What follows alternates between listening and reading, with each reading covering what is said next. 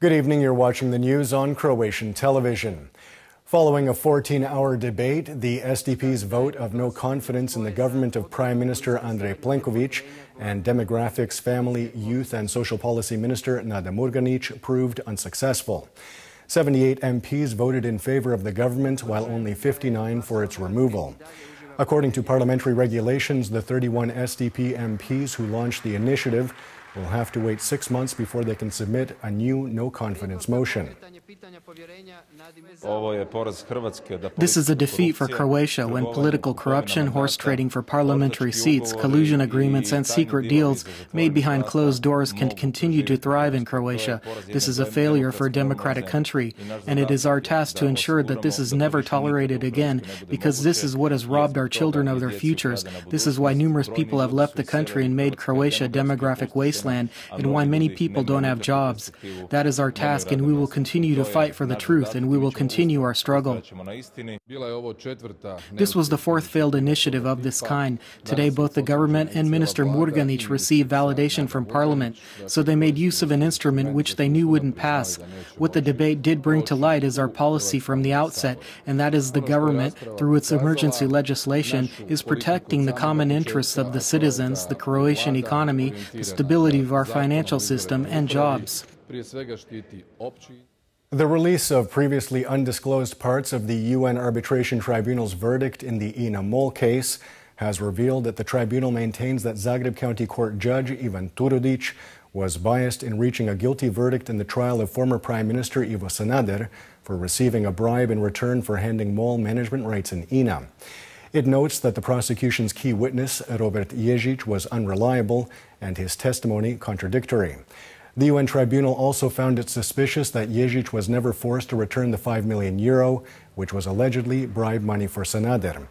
Another arbitration initiated by MOL is currently in process before the International Center for the Resolution of Investment Disputes in Washington. The release of this verdict and its content is a serious and direct attempt to influence the other arbitration procedure. This is nothing short of a coup in the energy sector. The State Prosecutor's Office of the Republic of Croatia does not comment on the decisions of judicial bodies, foreign or domestic, least of all a criminal proceeding which is being conducted by the relevant court in Croatia, and which the Special State Attorney, USKOK, is a party to the proceedings as the prosecuting authority. And while Judge Turudić declined to comment on the tribunal's ruling, Environment and Energy Minister Tomislav Ćorić and HNS MP Milorad Batinić had this to say. Unfortunately, our arguments in this context were insufficient to overturn the arbitration ruling. What I want to emphasize is that given that another arbitration procedure is currently underway, we are not in a position to comment on this first ruling because both proceedings deal with the same matter. I cannot and do not want to comment on a process that is still underway.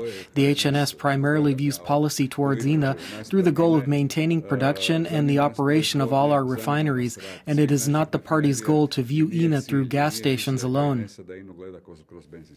Ahead of the People's Party General Convention on December 17th, the party's Central Committee has unanimously decided that their candidate for party president will be Ivan Vrdoljak. Vrdoljak vacated the post only months ago under curious circumstances. He made it clear today that his party would not be rejoining the opposition. You are talking about this as a new opportunity for the party to become the 12th member of the opposition and sit in the company of Pernar, Grmoja, Bernardić and Maras and look to win at the next elections, where you don't know if you really want to win with those people. And we know that we do not want to win with them and lead this country. 1 week ahead of Vukovar Remembrance Day, the third Jean-Michel Nicollet Memorial was held in Vukovar today. Along with his comrades at arms, his mother and brother attended this year's commemoration. Nicollet was a 25-year-old French volunteer and Croatian soldier killed in the Vukovar massacre. Following the media, people like Jean-Michel recognized that Croatia was the victim of Serbian aggression, and they wanted to do their part. Many came and many gave their lives in defense of our homeland, and we're infinitely thankful to them. The Mother of All Meats old-timer car show was held outside Poljud Stadium in Split today. Some 200 antique and classic cars and 80 motorcycles were on display, marking the 110th anniversary of the Split Auto Club.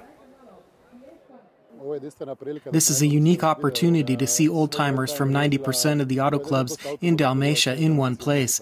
Today we tried to gather 35 clubs as well as individual enthusiasts.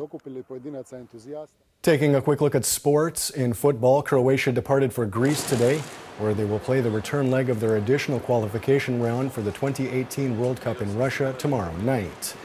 Croatia won the opener in Zagreb 4-1. Opening kickoff is at 8:45 local time.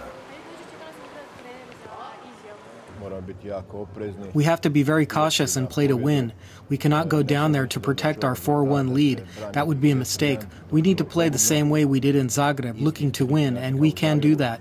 It will be very difficult, and we will play with a dose of caution, but I expect us to put in another good performance.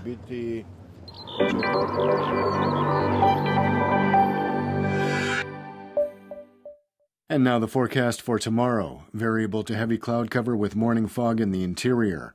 There will be some rain starting in the west in the afternoon and moving to the rest of the country by nightfall. There will be a moderate southeasterly on the coast, strong to gale forced by the evening. Morning lows of 3 to 8 degrees Celsius inland, 8 to 13 on the Adriatic, will give way to highs of 10 to 15 degrees in the interior, 14 to 19 on the coast. The 3-day forecast for the interior calls for cold weather with rain and a chance of some snow, especially in mountainous regions. There will be moderate to strong northerly and northeasterly winds. The coast will see much of the same, colder temperatures with intermittent rain, heavy downpours in some places. A strong to gale-forced northeasterly will weaken on Wednesday.